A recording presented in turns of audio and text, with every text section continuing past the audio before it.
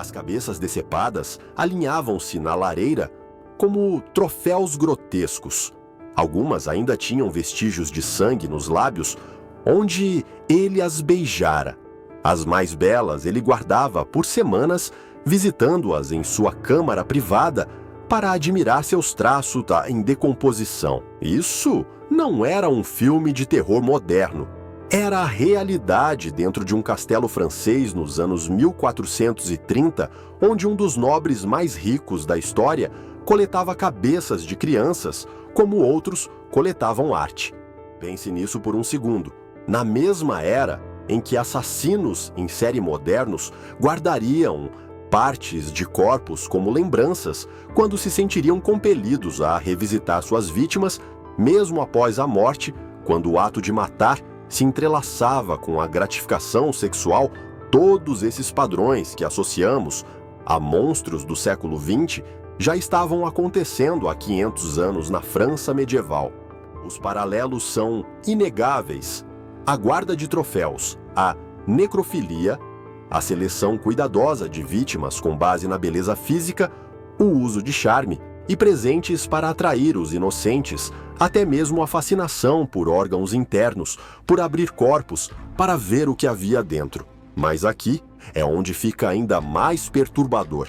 Esse homem não estava se escondendo nas sombras. Ele era um dos heróis de guerra mais celebrados da França, um marechal da França, que lutou ao lado da própria Joana d'Arc. O nobre mais rico do país, alguém que comandava exércitos e construía capelas. E por 8 anos, enquanto crianças camponesas continuavam desaparecendo ao redor de seus castelos, ninguém podia tocá-lo. O que você está prestes a descobrir desafiará tudo o que você achava que sabia sobre a justiça medieval, sobre como o poder protegia monstros e sobre uma das execuções mais controversas da história. Porque quando Gilles de Rais finalmente subiu ao cadafalso em outubro de 1440, ele não era apenas mais um criminoso enfrentando seu fim. Ele estava prestes a se tornar o centro de um mistério que os historiadores ainda discutem hoje. Deixe-me levá-lo de volta ao início desse pesadelo. Imagine o noroeste da França. Em 1404, um menino nasce em um privilégio inimaginável. Sua família possuía mais terras do que alguns reinos inteiros. Castelos pontilhavam o interior com o brasão de sua família. Este é Gilles de Montmorency-Laval, que mais tarde seria conhecido como Gilles de Rais, nomeado após o baronato que herdaria. Você poderia pensar que nascer em tal riqueza garantiria uma infância dourada. Mas a tragédia chegou cedo e forte. Quando Gilles tinha apenas 11 anos, ele provavelmente viu seu pai morrer em um acidente de caça. Não foi uma morte limpa. Guy de Laval foi perfurado por um javali selvagem, um fim brutal, que o jovem garoto pode ter testemunhado diretamente. Sua mãe morreu pouco depois, deixando-o órfão antes mesmo de saber manejar uma espada corretamente. O menino ficou sob os cuidados de seu avô materno, Jean. E é aqui que a história toma seu primeiro rumo sombrio, porque Jean não estava interessado em criar um jovem nobre e educado. Ele estava interessado em poder, riqueza e em usar seu neto como uma ferramenta para suas próprias ambições. Mais tarde, em seu julgamento, Gilles culparia tudo a esse homem, a permissividade de sua criação por ser permitido ceder a todos os atos ilícitos desde a infância. Mas espere até ouvir que tipo de homem esse avô estava moldando. Jean de Craon ensinou ao neto a arte da violência cedo, não apenas esgrima ou táticas militares, embora ele se destacasse em ambos. Ele ensinou que tomar o que queria era um direito de nobre, que os fracos existiam para servir aos fortes, que dinheiro e poder tornavam você intocável. Aos 16 anos, Gilles já mostrava a natureza dupla que definiria sua vida. Por um lado, ele era brilhante, fluente em latim bem lido culto. Por outro, tinha um temperamento que podia explodir sem aviso. Era impulsivo, cabeça quente, propenso a atos de violência repentina. Características que o serviriam bem no campo de batalha. Características que o serviriam de maneira aterrorizante em suas câmaras privadas. A transformação de nobre mimado em herói militar aconteceu rápido.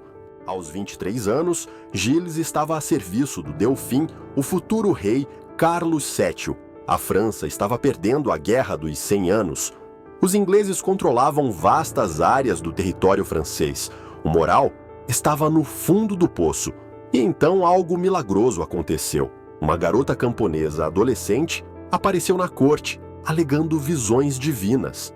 É aqui que a história de Gilles de Rais se cruza com uma das figuras mais famosas da história, Joana d'Arc, ou como ela se chamava, Jeanne la Pucelle, a donzela, quando ela chegou afirmando que Deus a enviara para salvar a França. A maioria dos nobres riu, mas Gilles não.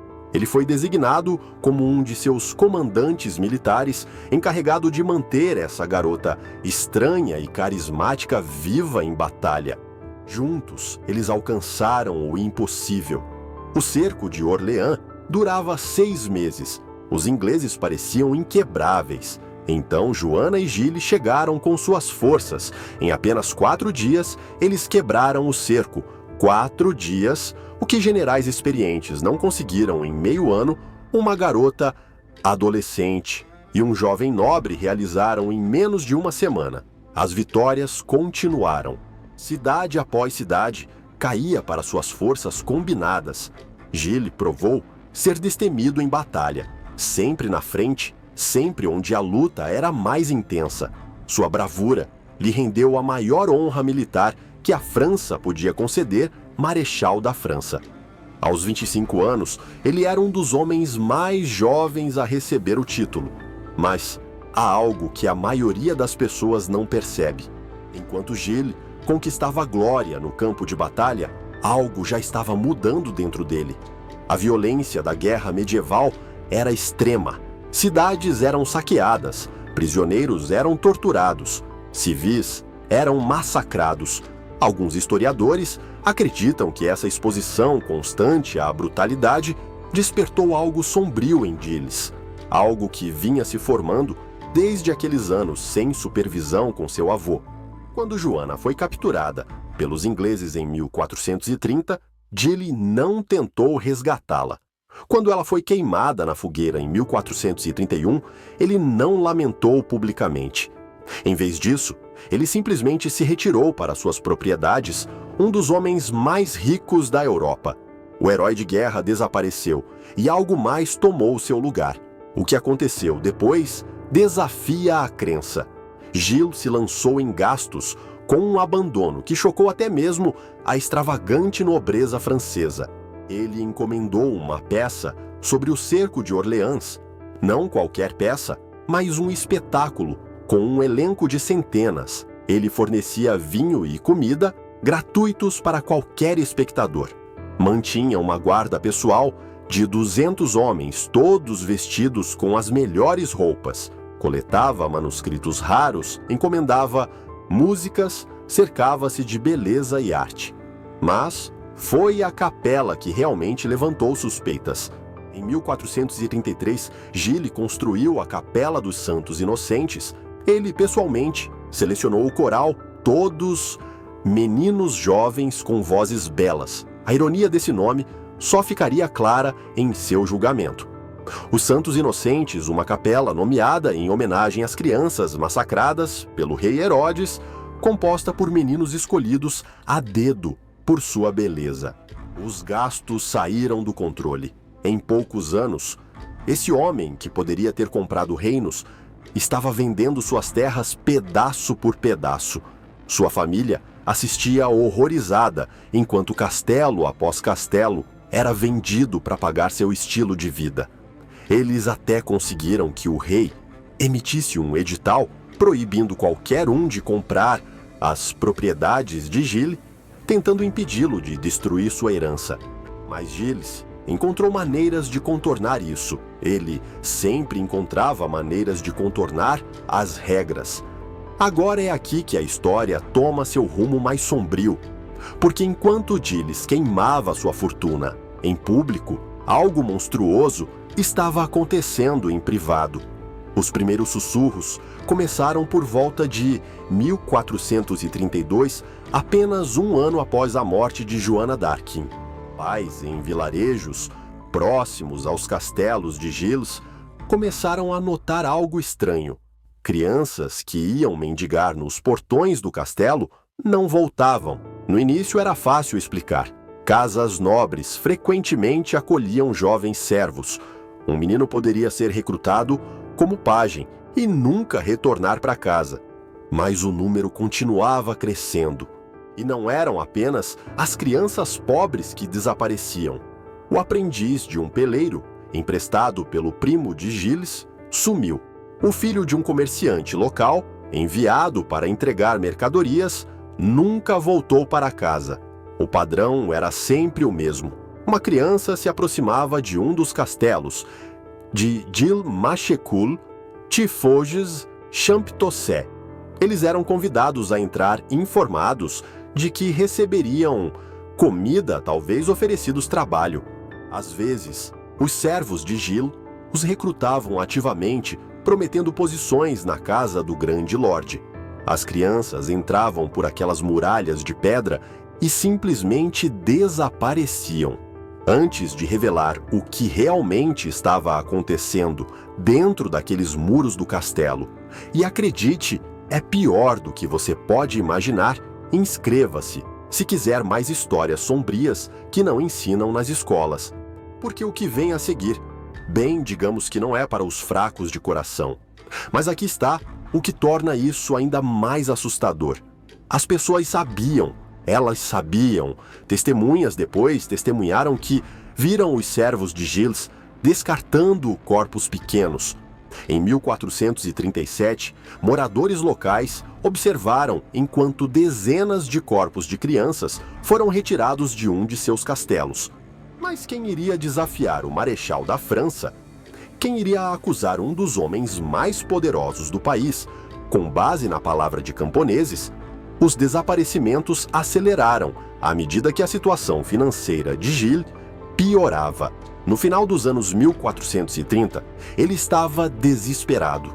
Foi quando ele se voltou para a alquimia e o ocultismo, esperando restaurar sua fortuna por meios sobrenaturais. Ele trouxe padres que afirmavam poder invocar demônios.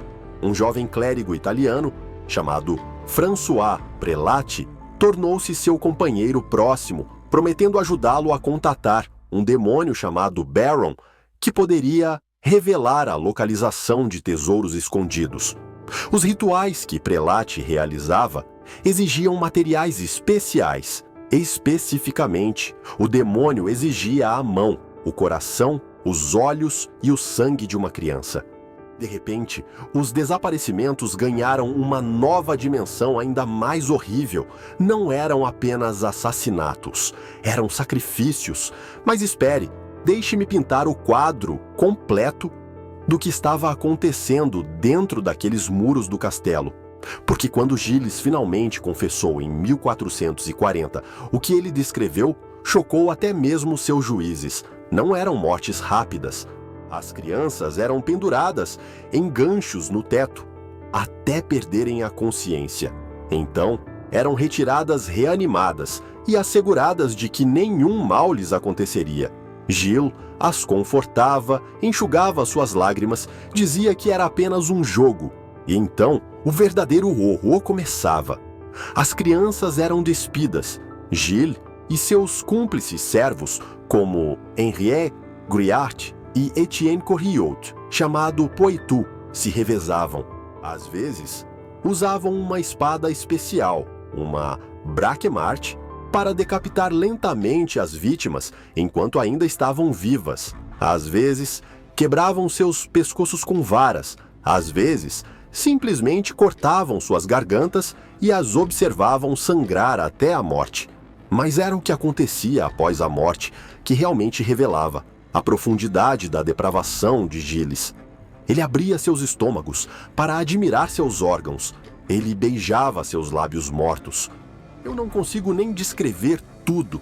Sua confissão incluía detalhes tão gráficos que até os registros judiciais medievais censuraram algumas partes. As cabeças mais belas, como mencionei, ele guardava. Ele as colocava em sua lareira e as visitava regularmente, beijando-as, falando com elas, admirando seus traços enquanto se decompunham. Quando o cheiro se tornava insuportável, ele as mandava queimar e buscava novas adições para sua coleção. Quantas crianças morreram nesses castelos? O próprio Gilles não sabia dizer. Quando perguntado por um número durante seu julgamento, ele disse que perdeu a conta. O tribunal o acusou de matar 140 crianças. Algumas estimativas chegam a 200 até 800. A verdade é que nunca saberemos. Muitos dos corpos foram queimados, outros foram jogados em rios ou enterrados em locais escondidos. Mas aqui está a questão que assombra os historiadores. Como ele conseguiu escapar impune por tanto tempo? 8 anos de crianças desaparecendo, 8 anos de assassinatos, e poderia ter continuado indefinidamente se Gilles não tivesse cometido um erro crucial. Em maio de 1440, Gilles se envolveu em uma disputa com um padre chamado Jean Le Ferron por causa de uma propriedade. Os detalhes não importam. O que importa é que Gilles, em seu típico jeito impulsivo, decidiu resolver a disputa à sua maneira. Ele reuniu seus homens, invadiu a igreja onde Le Ferron estava celebrando a missa e o sequestrou à ponta de espada durante um culto na frente de testemunhas. Agora, ele tinha ido longe demais. Atacar um padre, violar o santuário de uma igreja.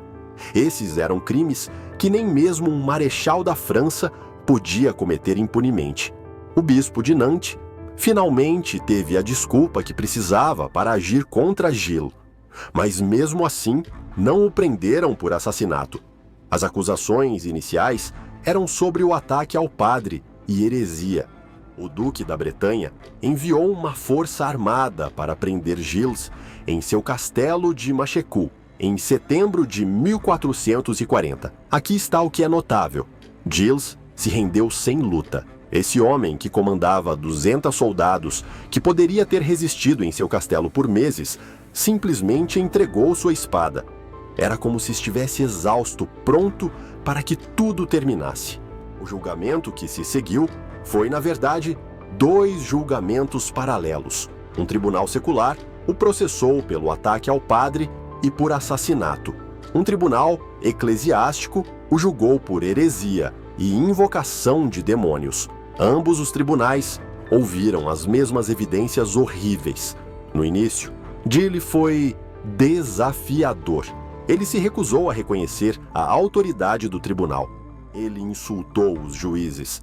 Quando leram as acusações, 49 artigos detalhando assassinatos, crimes sexuais e invocação de demônios, ele negou tudo. O tribunal o excomungou. Para um nobre medieval, isso era pior que a morte. Significava a danação eterna. A ameaça de excomunhão o quebrou. Em 15 de outubro, Gilles mudou de rumo repentinamente. Ele pediu desculpas aos juízes, reconheceu sua autoridade e disse que confessaria. Mas mesmo assim, ele se conteve. Ele admitiu crimes graves, mas negou a invocação de demônios. Então veio o dia 20 de outubro. O promotor lembrou a Gilles que o tribunal tinha o poder de aplicar tortura para extrair a verdade. Apenas a ameaça foi suficiente. Gilles concordou em fazer uma confissão completa. O que se seguiu foi uma das admissões de culpa mais detalhadas e horríveis da história jurídica. Falando entre lágrimas, Gilles confessou tudo: os assassinatos, os assaltos sexuais, os desmembramentos, a coleta de cabeças. Ele descreveu vítimas específicas, métodos específicos de matar. Ele falou sobre o padre italiano, prelate e a invocação de demônios. Ele admitiu ter dado partes de corpos de crianças ao demônio. Mas aqui está o que torna sua confissão particularmente assustadora. Ele não mostrou loucura nem delírio. Ele era lúcido, articulado, preciso em suas descrições. Ele sabia exatamente o que tinha feito. Ele até pediu que sua confissão fosse publicada em francês, não em latim, para que as pessoas comuns pudessem lê-la como um aviso aos pais. Seus cúmplices também confessaram. Henriette, Griard e Poitou descreveram como ajudaram seu mestre a matar crianças. Eles contaram sobre descartar corpos, limpar sangue, procurar novas vítimas. Seus testemunhos coincidiam em todos os detalhes cruciais. O veredito nunca esteve em dúvida. Ambos os tribunais o consideraram culpado. O tribunal eclesiástico o condenou por heresia e invocação de demônios. O tribunal secular o condenou por assassinato. A sentença, morte por enforcamento e queima. Mas mesmo enfrentando a morte, Gilles permaneceu um nobre. Ele pediu e recebeu privilégios especiais. Ele poderia fazer uma confissão final e ser reintegrado à igreja antes da execução. Seu corpo seria retirado das chamas antes de ser completamente consumido, permitindo um enterro cristão. Seus servos morreriam com ele, mas seus corpos seriam queimados até virarem cinzas. 26 de outubro de 1440. O dia da execução chegou cinzento e frio. Um cadafalso foi erguido em um prado fora de Nantes. Grandes multidões se reuniram, nobres comerciantes camponeses. Muitos eram pais de crianças desaparecidas, vindos para ver a justiça sendo feita. Gilles chegou vestido de branco à cor do arrependimento. Ele se dirigiu à multidão com aparente sinceridade, pedindo perdão por seus crimes. Ele pediu aos pais que criassem seus filhos com rigor, culpando seus próprios crimes pela permissividade de sua criação. Ele parecia, por todos os relatos, genuinamente arrependido. Ele pediu para ser executado antes de seus servos. O pedido foi concedido. Enquanto estava no cadafalso, ele se virou para Henriette e Poitou e lhes disse para morrerem bravamente, pensando apenas na salvação. Então a corda foi colocada em seu pescoço. A execução foi rápida. Gilles de Rais, marechal da França, herói de guerra monstro, morreu por enforcamento, enquanto a multidão assistia em silêncio. Seu corpo foi cortado e colocado em uma pira, mas retirado antes que as chamas o consumissem completamente. Ele foi enterrado na igreja do mosteiro de Notre-Dame de Carmes, em Nantes, como havia solicitado. Seus servos morreram em seguida, mas seus corpos foram deixados para queimar completamente, suas cinzas espalhadas ao vento. A multidão se dispersou lentamente, muito chorando. Se por alívio, horror ou simpatia, as crônicas não dizem, mas aqui é onde a história toma um último giro, porque nos séculos desde aquele dia de outubro, os historiadores começaram a questionar. Gilles de Rais era realmente culpado. Pense nas evidências. Nenhum corpo foi encontrado em seus castelos durante a investigação. A única evidência física veio de testemunhos sobre eventos de anos atrás.